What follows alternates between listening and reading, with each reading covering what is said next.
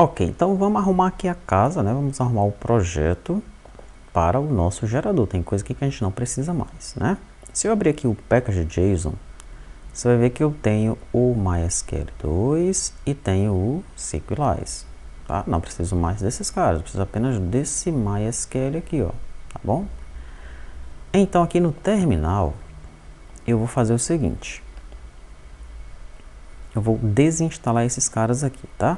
npm uninstall SQLize --save. Então ele vai remover a pasta ou as pastas que estão dentro lá do Node Modules, tá? E já tirou o cara daqui, ó.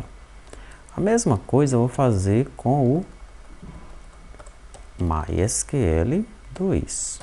Não preciso dele. Ele trabalha junto com o SQLize, tá? Precisa apenas desse MySQL aqui. Perfeito. Desinstalei esses pacotes. Aqui na pasta config, eu vou deixar apenas o dbconfig, tá? Só que o dbconfig, ele vai ficar com esse código aqui, ó. Com o código do MySQL padrão, tá bom? Então, esse myconfig que eu criei para fazer aqueles testes, eu vou excluir. E o SQLize config eu também vou excluir, tá bom? Então, fico apenas com o dbconfig.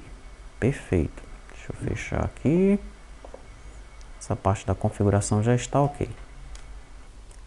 Na pasta controller, eu não preciso de banco e nem de pessoa controller, então eu vou deletar os dois, tá? Pressionei delete. Pronto. Já não preciso mais dos dois. Em model, eu vou querer esse retorno JSON erro aqui. Então, vou pressionar Ctrl X e vou trazer ele para dentro de model. Porque aqui eu não preciso dessa diferenciação entre transiente e persistente, tá? Todos os meus modelos aqui, no caso do gerador, são transientes. Eu não estou persistindo nada no banco de dados, né? Então, vou remover essa parte transiente e vou deixar o retorno JSON erro. Eu não preciso de banco e de pessoa. Vou remover os dois também.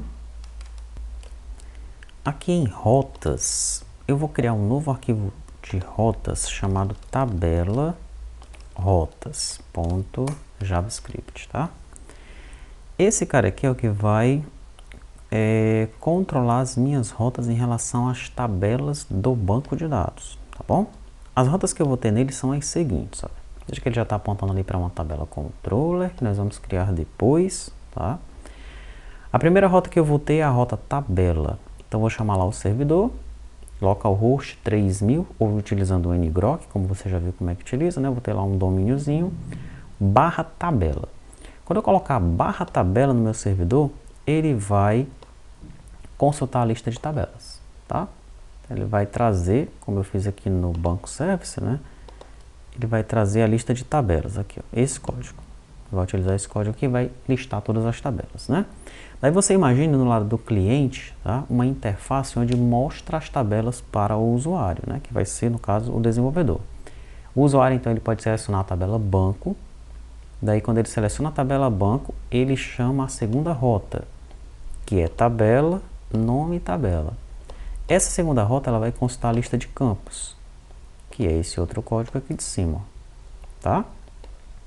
Daí, com a lista de campos, o usuário agora está vendo o nome da tabela e a lista de campos. Daí, ele pode selecionar algumas ações. Gere os códigos para o Delphi, gere os códigos para o C#, gere os códigos para o Flutter, tá bom? Então, nós precisamos dessas duas consultas no banco de dados e de posse do nome da tabela e do nome dos campos daquela tabela, nós podemos gerar todo o código que a gente precisa, tá? Muito bem, então precisa apenas dessas duas rotas relacionadas a tabelas. Eu vou então apagar essas outras rotas aqui, banco rotas e pessoa rotas. Eu não vou precisar mais disso aí, tá? Daí esse banco service aqui, ó, eu vou alterar o nome dele para tabela service. Vou aproveitar logo esse arquivo aqui, tabela service, tá? No lugar de banco eu coloco tabela. A conexão aponta para o dbconfig. Aqui ele exporta o tabela service, muito bem. E aqui eu vou ter dois métodos, né? O consultar lista e o consultar lista campos, tá? Então, consultar lista já está aí.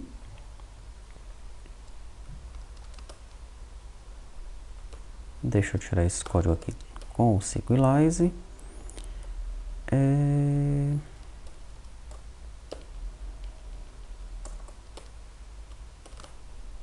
Aproveitar esse mesmo método, Ctrl C, Ctrl V, e ele vai ser o consultar lista campos, tá? Muito bem, esses métodos aqui para baixo, que era do banco, posso tirar todos eles, tá? Ótimo. Daí, o consultar lista tabelas, ele utiliza esse código aqui, né? Sendo que agora, isso aqui é a conexão. Tá aqui em cima, apontando para o dbconfig, que agora está apontando para o MySQL padrão, tá? E o consultar lista campos, é esse código que a gente está utilizando aí.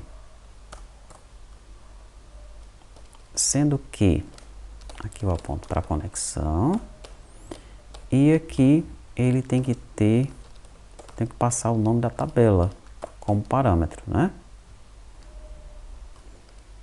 Aqui, ó. Muito bem. E é isso, nosso serviço da tabela já está pronto, tá? Lembra que quando nós começamos a desenvolver o servidor Node lá para o Phoenix, né?